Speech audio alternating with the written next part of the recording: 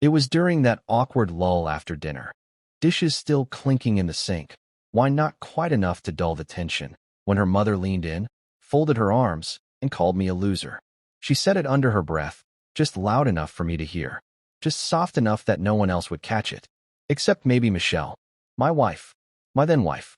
Michelle didn't flinch, didn't defend me.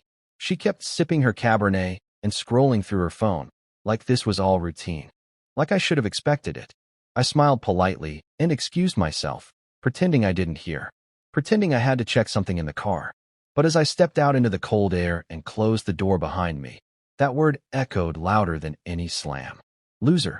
That wasn't the first time she'd said it, but it was the first time she said it to my face. Funny how people get bold when they think you're beneath them.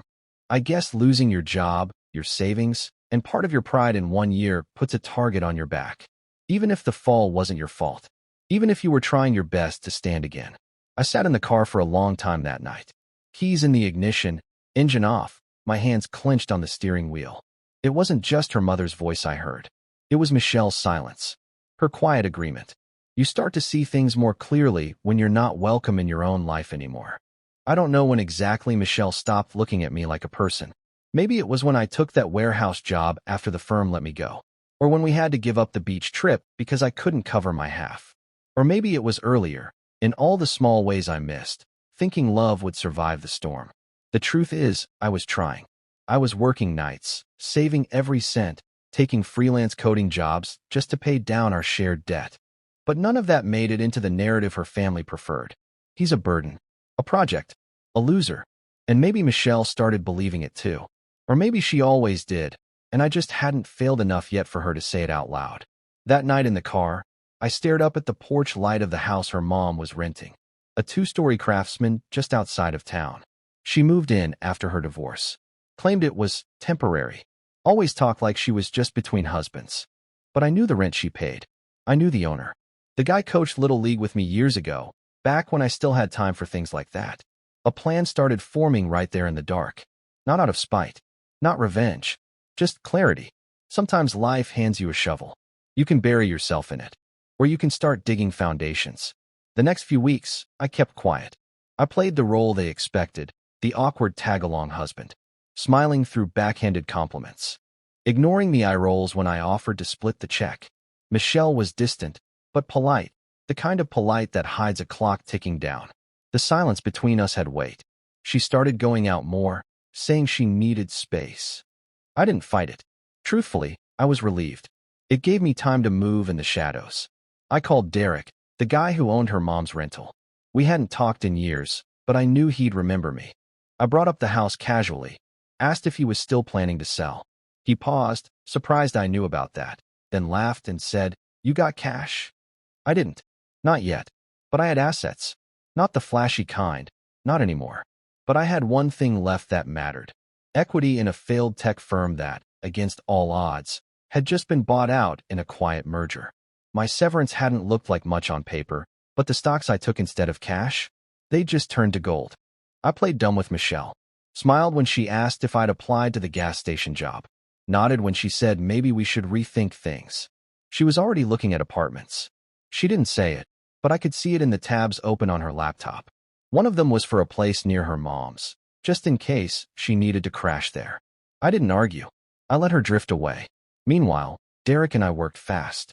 He was happy to offload the property. Too many bad memories, he said. I kept my name off the initial offer. Used a legal trust. It wasn't shady, just smart. I didn't want anything traced until it was final. By the time we closed, I'd already signed the papers for our separation. Michelle and I split clean. No lawyers, no fights. Just fatigue. She didn't ask for much. I think she assumed I didn't have anything left to give. And maybe, emotionally, she was right. But financially, she had no idea. I didn't go to the house right away. I waited. A week after the papers were signed, Michelle's mom called me. Blocked number. I almost didn't answer. "Did you know the new landlord is raising the rent?" she snapped. "Can you believe that? Just out of nowhere." I said nothing. "They say we have to move if we can't pay. Like we're squatters or something. This is what happens when people like you don't fight for good tenants." "People like me?" I asked casually. "Who's the new owner?" She huffed. "Some company. I don't know." Redfield Acquisitions, or something. I smiled. That was me. Redfield was my grandfather's name. The same one she used to mock, saying it sounded like a failed Civil War general. I used it for the trust. It felt fitting, but I didn't tell her that. Not yet.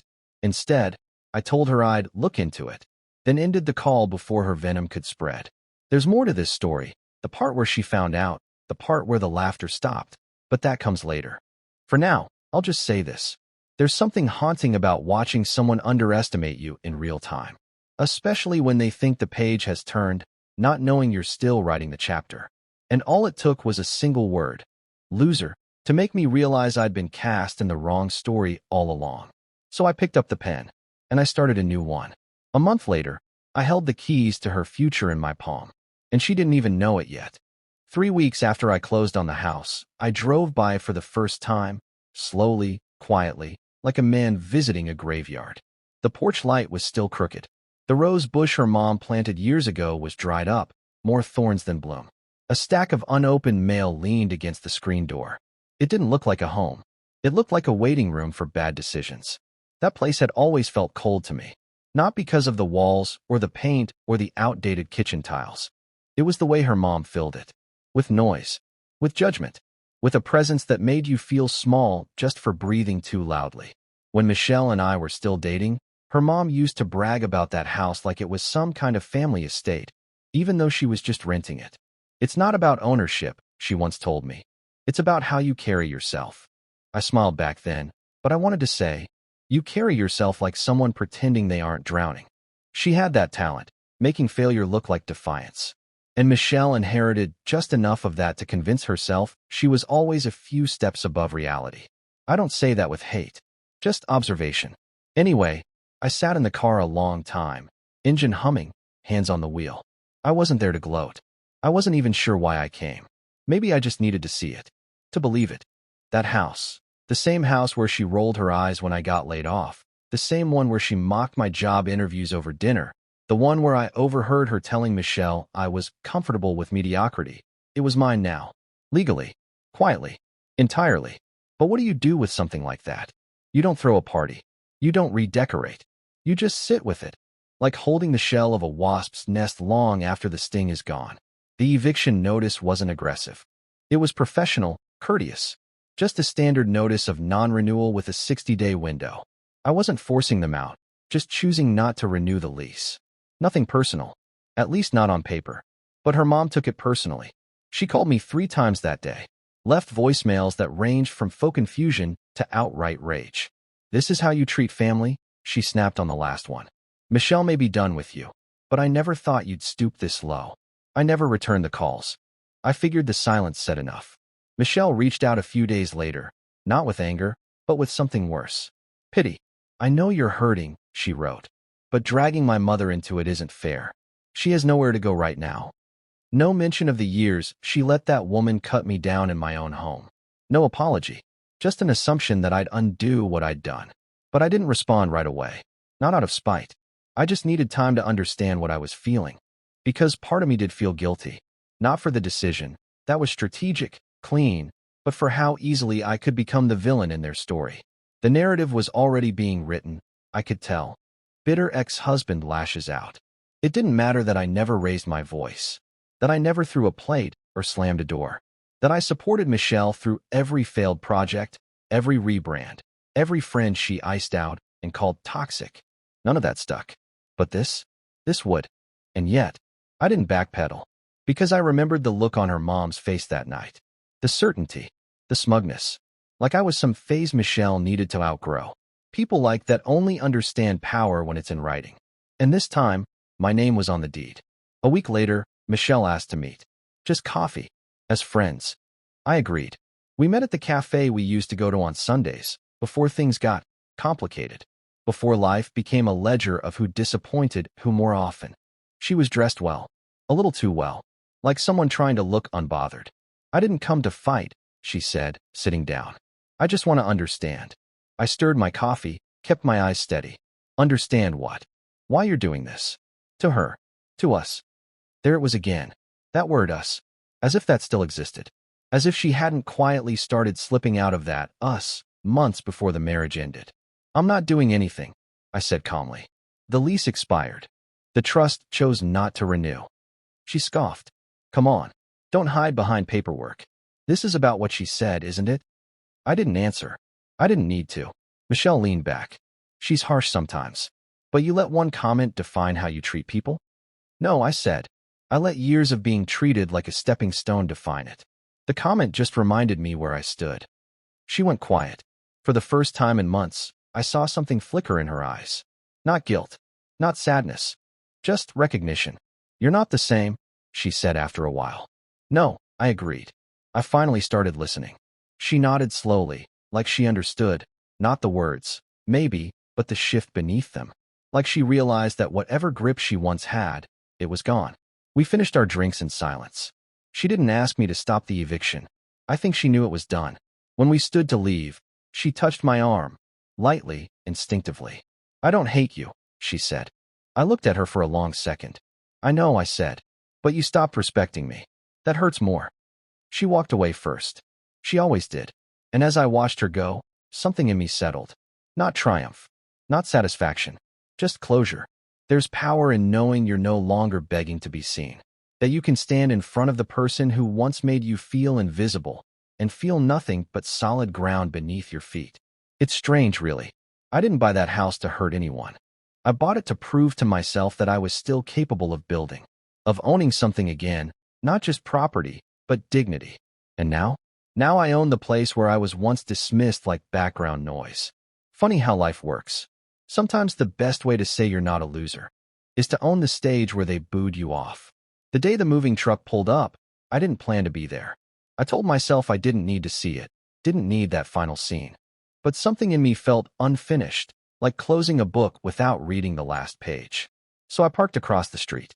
Windows up, sunglasses on, invisible, but present. Her mom came out first, barking directions at the movers like she was still queen of a castle that had long since fallen. She wore that same oversized coat she always did when she wanted to look important. But the wind caught it awkwardly, like it didn't fit anymore. Michelle followed behind, holding a box labeled photos. Even from a distance, I could tell she wasn't doing well. The makeup didn't hide the exhaustion. The bounce in her walk, the one I used to admire, was gone. One of the movers asked her something. She nodded but didn't really answer. Just handed him the box and turned away, wiping something from her cheek. It wasn't raining. Her mom spotted the car. She stared straight at me, not sure if she recognized it, but knowing someone was watching. She leaned into Michelle and whispered something. Michelle didn't turn, just kept walking to the porch, where the last few pieces of their life together waited to be hauled away. They were out in less than an hour. No dramatic farewell. No slamming doors. Just a quiet end. The truck pulled away, and the porch was empty. I got out of the car only after the street was still again. I walked up the steps, slow, deliberate, and reached into my coat pocket. A fresh set of keys, smooth and cold in my palm. The house creaked when I opened the door. Same floors, same chipped molding along the staircase, same faint smell of lavender and old dust. But it felt different now. Hollowed out. Cleansed. I stepped inside, turned the lock behind me, and just stood there. The silence was loud. Familiar. But it didn't weigh the same way anymore. I walked room to room, not like someone inspecting property, but like someone revisiting an old wound. The living room, where her mom once laughed about my little projects. The hallway where I overheard Michelle once say, "He means well, but he's not going anywhere." The kitchen table, where I used to sit with job applications and cold coffee, pretending I didn't hear them whisper. All of it was mine now. Not in a petty way, not in a movie villain monologue kind of way. Just quietly, completely mine. I stood at the back door, looking out at the overgrown yard. Somewhere between the weeds, I could still see the outline of the herb garden I tried to build one summer. Her mom said it was a waste of time. I stepped outside, knelt down, and pulled a handful of dead roots from the soil. Let's see what grows now. Over the next few weeks, I cleared out the place. I didn't hire cleaners. I did it myself. Room by room, bag by bag. It was something I needed, not just to change the space, but to reclaim it. Every drawer I emptied felt like closing a chapter. Every nail I pulled from the walls was a little piece of closure. I found an old photo of Michelle tucked behind the hallway mirror. Us, maybe 6 years ago, before the weight of everything wore us down. before success became the measure of love. She was smiling. I was holding her waist like she was the only thing in the world. Back when that was enough. I kept it, not out of longing, but because that version of us mattered. We weren't always broken. We weren't always cruel. Sometimes, we were just two people trying. And I'd rather remember that than the way it ended. 2 months later, I rented the house again, to a young couple, just starting out. She's a teacher, he's a mechanic. They reminded me of how Michelle and I started. Before the noise. Before the expectations. They asked if I was the owner. I smiled. Yeah, just the guy who keeps the lights on. I don't need them to know the story. That's the thing about healing, it doesn't demand applause. It just needs room. As they unpacked boxes and painted walls, I felt something loosen in me. A quiet exhale. Not everything has to be rebuilt for revenge. Some things you rebuild just to prove to yourself that you can. A few weeks after they moved in, I got a letter in the mail. No return address. Just my name on the envelope, written in familiar handwriting. Inside was a single page. I heard what you did. I hope someday you can understand why I said what I said. It wasn't fair, but it came from fear. Of losing her. Of watching her struggle with someone I didn't think could catch her. I was wrong. I see that now. I hope you're well. I really do. It was signed, simply, Janet. Her mom. I read it twice, then folded it neatly and placed it in a drawer. Not because I forgave her. Not yet. But because maybe, just maybe, that letter was her way of admitting she finally saw me. Not as a loser, but as a man who got back up. Life's quieter now. Steadier. I rent a small place in the city, not far from a park where I take my morning walks. The sun feels different on my face these days. Less like a spotlight, more like a warmth I forgot I deserved. Sometimes I still pass that old cafe where Michelle and I used to sit. I don't go in, but I nod as I pass, like tipping a hat to a ghost. Because some endings don't need fireworks. Just the gentle sound of a door closing, and a key turning in a lock that now belongs to you.